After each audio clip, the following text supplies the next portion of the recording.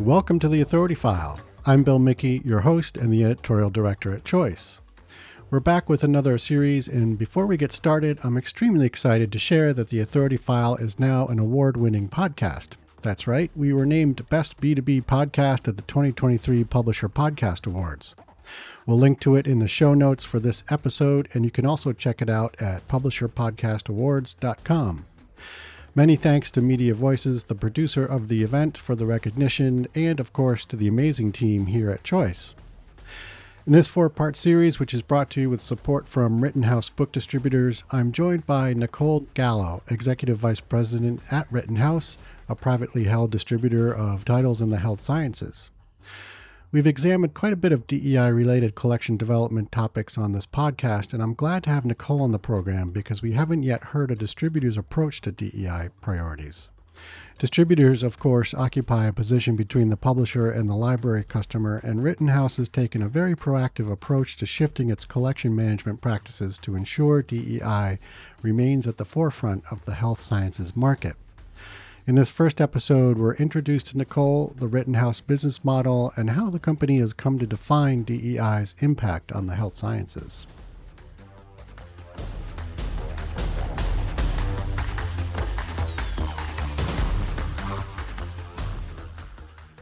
Okay, Nicole, welcome to the program. Thank you. All right, so let's start with getting to know you a little bit more. Can you describe your role at Rittenhouse? Certainly. I'm currently the executive vice president for Rittenhouse. I recently celebrated my 28th anniversary with the company. So I've been there. Congratulations. Thank you. I've been there for a long time. And that has really afforded me the opportunity to work through all the different divisions of the company. So I started as a marketing manager, moved into sales, operations, management. So I've really worked across all the divisions of the company. Currently in my role as executive vice president, my primary responsibility is just to make sure that each department is moving towards our common goals of, satisfying the customer's needs, making sure we have products and services ready and available when needed, and that we keep innovating to meet the customer's needs. And when I say customers throughout this, I really mean our library partners as well as our publishers, because we consider those customers too. We have to keep them engaged and happy and wanting to use us as a distributor. Right. Excellent. Yeah, that actually segues perfectly into my next question, and that was, for those who may not know, what does Rittenhouse do? You mentioned you kind of sit between librarians and publishers. Can you give us sort of the elevator pitch on the company? Certainly. We're at the heart of it, we're a distributor of scientific, technical, and medical print and electronic resources. We specialize and focus in secondary source materials, so those books and ebooks out there. I mentioned I'm 28 years with the company. The company has been around for 76 years. We started as the first medical bookstore in Philadelphia way back when. Always been a privately held company, and really our main goal is to make sure that, as a trusted company, we are a single source for finding health sciences content. We work with about 500 different technical and medical publishers within the industry. So we really strive to have access to any of the content that one of our customers might need. One-stop shopping and operating out of one location is really key to our success. We provide access to millions of resources across all of those publishers. In 2005, so almost 20 years ago, we launched our ebook platform, which was the R2 Digital Library, still working, selling ebooks today. We were really one of the first aggregators to come to the market with an ebook platform. And really, it follows on our mission of providing access to resources across publishers. And it's topic driven, which is unique. So if you're looking for content within a specific topic area, we provide access to that across publications, across publishers. So much like they do in print books, the libraries have the ability to curate collections. Awesome.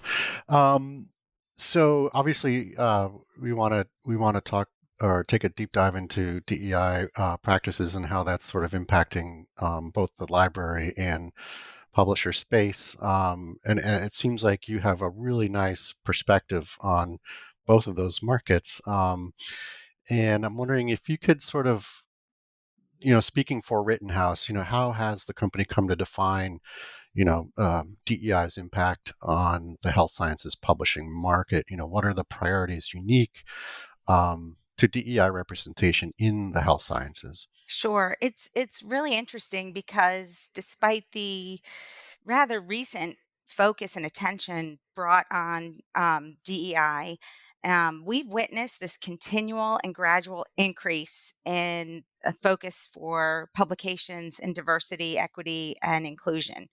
Mm. Probably because DEI issues really rear their head pretty immediately in healthcare, Yep. right? So the Right. disparities there, and we'll talk about that a little bit more in a moment. But you know, we've really seen DEI initiatives driving front list across health sciences publications for quite a while.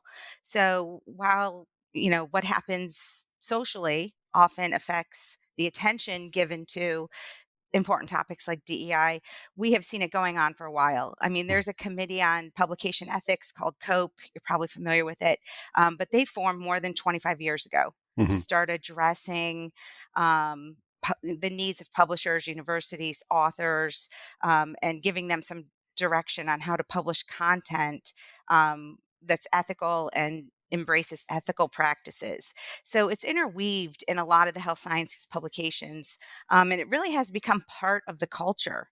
So, while it's in the news and it might be at the forefront of collection development, we've always worked with our publishing partners to sort of understand why. Why are we seeing this? Why is this Mm. happening?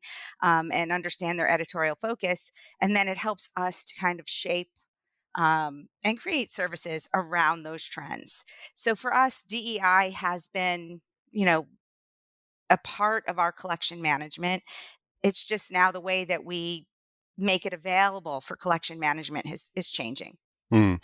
So yeah, that makes me wonder. Like, were the DEI kind of editorial practices as explicit, I guess, as they may Hmm. be today? I mean, I think people or companies are certainly calling it out more as as they become more involved in supporting that.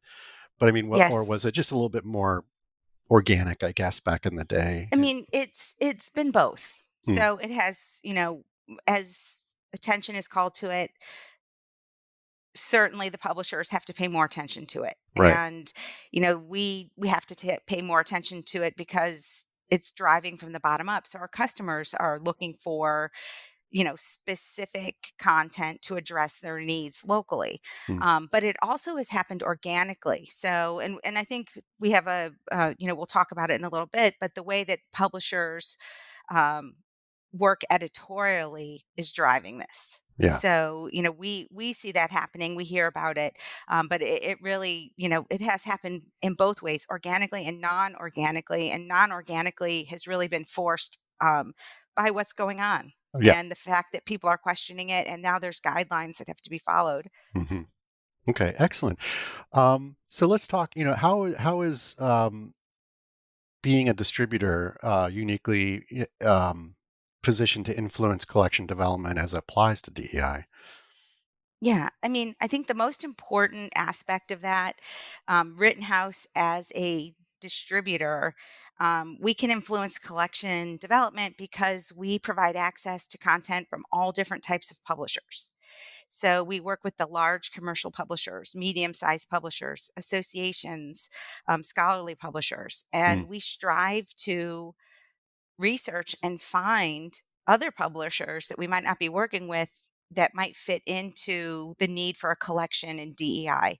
Mm. So, we really believe that content, whether it's, an ebook or book, should be available equally, and distribution and just its definition, Hmm. that's the definition of distribution. Right. We make access to content easy.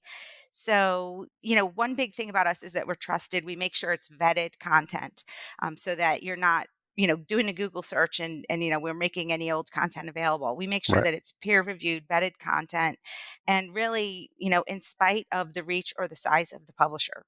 Mhm. A lot of our publishing partners don't have their own sales teams, don't have a big marketing budget, may not even have an online presence, Hmm. but we kind of step in and supply that for them, making their content readily available. Oh, nice. So, does this apply across the board to your sort of publisher outreach? I mean, DEI for sure, but I mean, are you looking for publishers in similar, just other topic areas as well? Yes, absolutely. So, Yeah. I mean, you know, we operationally have to make sure we have access to the content that everyone's looking for. Hmm. So we sort of monitor that. We have a publisher outreach team who works to find publications. A library may ask, "Hey, can you get something?" And we will try to get it. And then Hmm. from that conversation, we'll extend it into a distribution conversation with the publisher.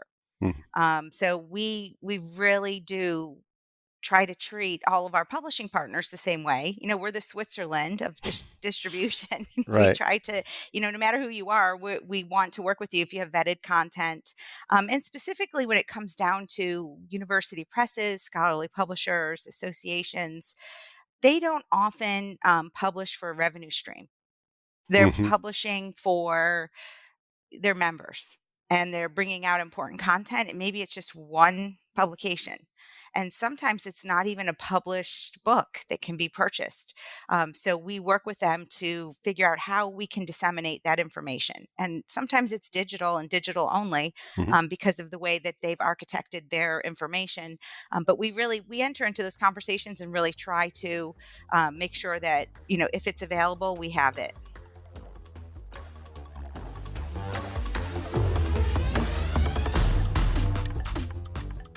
You just heard from Nicole Gallo, Executive Vice President at Rittenhouse Book Distributors. This series is brought to you with support from Rittenhouse.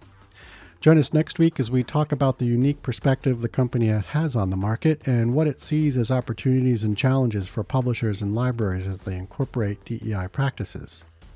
As always, underwriting opportunities for the Authority File podcast are directed by Choice's advertising director, Pam Marino, and all of our episodes are produced and edited by Choice's digital media producer, Sabrina Kofer, with support from digital media assistant Ashley Roy.